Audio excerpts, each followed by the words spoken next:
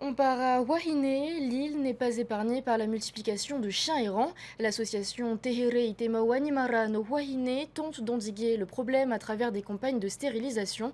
Jessica Doucet a rencontré les bénévoles. Regardez.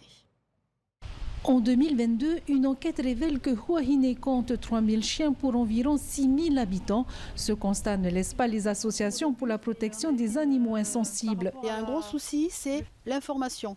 Et il faudrait qu'il y ait des campagnes comme il y a pour la POD, comme il y a pour quand on fait des recensements et tout.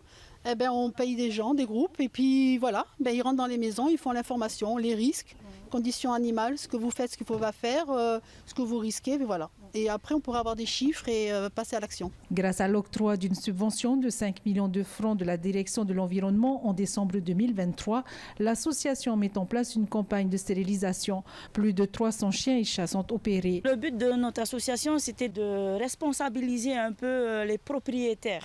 Voilà, on demandait 2500 pour responsabiliser un peu les propriétaires et le reste serait de l'association. Okay. Voilà. Peu importe le nombre de chiens dans les familles, c'est 2500 qui est demandé. Peu importe le nombre d'animaux dans le foyer, on demandait 2500.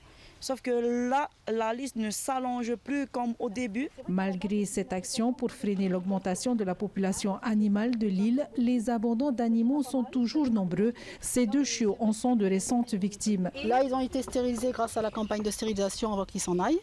Là, ils sont vaccinés tout. Il faut attendre les 3 semaines de vaccin. Ils sont testés filaires aussi avant de partir.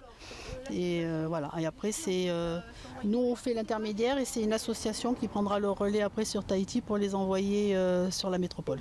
L'association continue ses actions de sensibilisation et d'aide, mais elle constate un autre problème consécutif de la surpopulation canine.